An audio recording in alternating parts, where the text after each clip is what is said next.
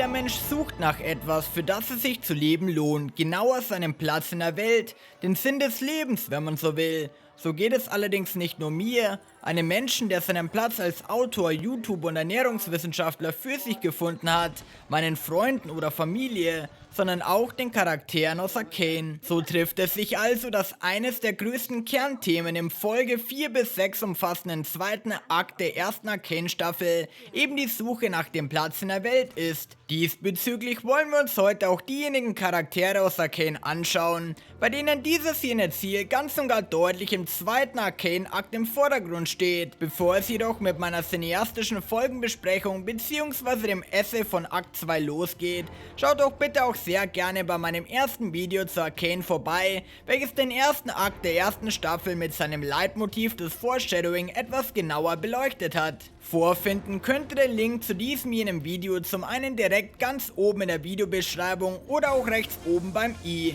Ansonsten vergesst nicht Violent Spark zu abonnieren, damit ihr auch das für nächste Woche angesetzte Video zum dritten und letzten Akt der ersten Arcane-Staffel hier auf meinem Channel nicht verpasst. Nun soll es nach dem ganzen Vorgeplänkel aber auch schon nach einem kleinen, von mir erstellten Arcane-Trailer mit dem cineastischen Essay losgehen. Let's go!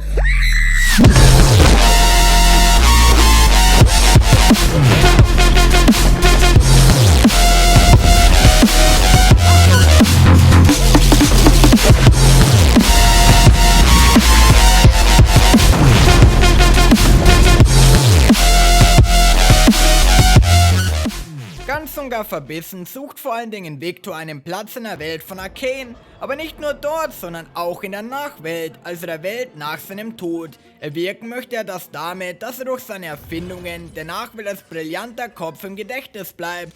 Grund genug für ihn, das fortzuführen, was Chase begonnen hat, jetzt aber nicht mehr mit den titanischen Anstrengungen wie noch zu einst fortführen kann.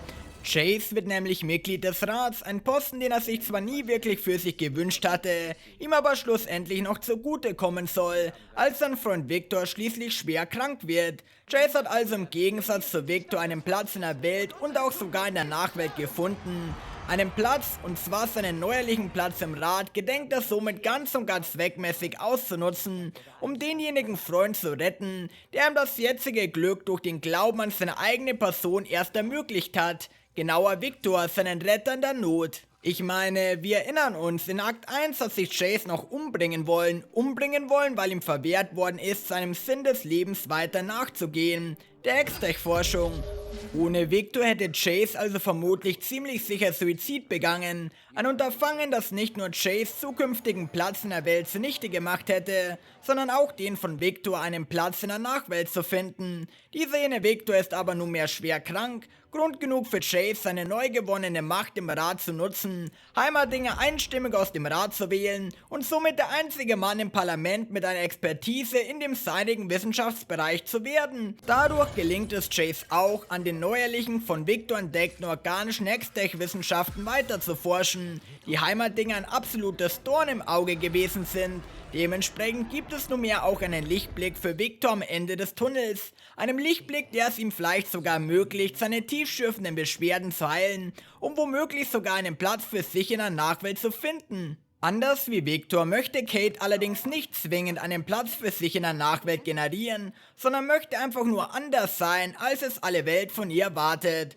So wundert es auch nicht, dass sie durch ihre Liebe am Schießen regelrecht dazu verleitet worden ist, viele kleine und auch große Schritte in Richtung der Polizei zu machen, ganz zur Missgunst ihrer Mutter natürlich. Aus wohlhabenden Haus entstammend sieht ihre Mutter für sie nämlich eher einen sicheren, für eine Frau zumindest ihrer Meinung nach erquicklicheren Beruf als den einer Polizistin vor.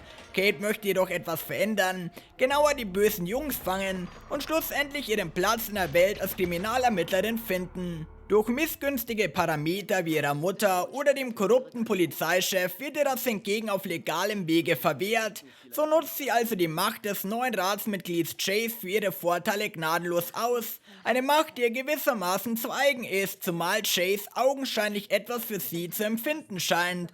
Schonungslos luchst sie ihm dadurch also eine Art Dekret ab, das ihr so mancherlei Freiheiten beschert. Damit ist es ihr beispielsweise möglich gewesen, eine gewisse Vi mit Kontakten in die Unterwelt zu befreien und mit ihr zusammen in diesen jenen zwielichtigen Gefilden zu ermitteln. So findet Kate zwar gewissermaßen ihren Platz als Ermittlerin in der Welt, auf rechtschaffenen Wegen wandelt sie dabei allerdings nicht, was ihr definitiv ein Dorn im Auge sein müsste. Drücken wir also die Daumen, dass ihre Mühen in Zukunft noch die Wertschätzung erfahren, die sie auch verdienen und sie damit auch offiziell ihren Platz als Kriminalermittlerin in der Oberwelt für sich beanspruchen kann. Im Gegensatz zu Victor und Kate scheint Powder oder besser gesagt Jinx, wie sie sich jetzt selbst nennt, ihren Platz in der Welt bereits gefunden zu haben. Ihren Platz an der Seite von Silco wohlgemerkt. Aber ist das eigentlich wirklich das, was die frühere Powder gewollt hat? Wohl eher nicht. Vielmehr möchte sie trotz ihrer Aversion gegenüber ihrer Schwester Vi lieber an ihrer Seite sein. Frei nach dem Motto, die Zeit heilt alle Wunden.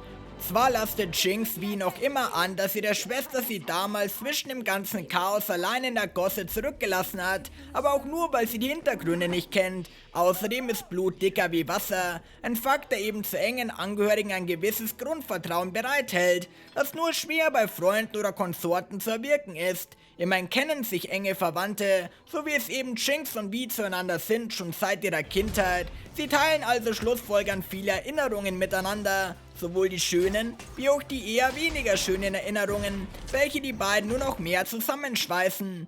Als Jinx dann schließlich erfährt, dass ihre Schwester Vi noch am Leben sein soll, zögert sie nicht damit, die Flair zu entzünden, die ihr ihre Schwester ein für alle Mal zurückgeben solle, dabei die folgenden Gedanken in ihrem Kopf abspulend. Du bist alles, was ich noch habe. Ich darf dich nicht auch noch verlieren. Hör zu. Wenn sie dich holen wollen, nimm das hier und lauf. Wenn du mich brauchst, dann zünde es an und ich werde dich finden. Versprochen.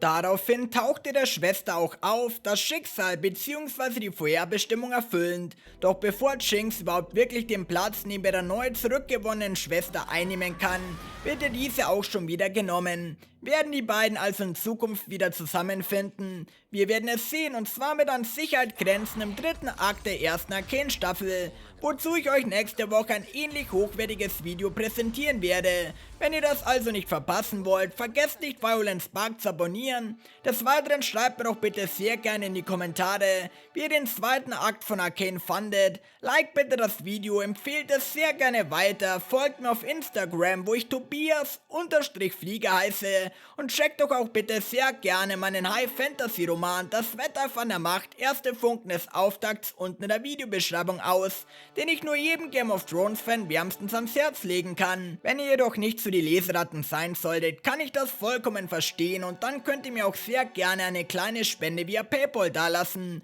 damit ich auch weiterhin so hochwertige Videos für euch produzieren und meiner großen Leidenschaft dem Bücherschreiben nachgehen kann. Abschließend checkt doch bitte noch die beiden Videos ab, die euch jetzt in der Endcard angezeigt werden. Außerdem mein Name vs. John Wick und dem Video, das YouTube euch nunmehr automatisch ausspielen wird. Ansonsten wünsche ich euch noch einen schönen und vielleicht auch ein bisschen entspannten Tag. Danke fürs Zuschauen und auf Wiedersehen.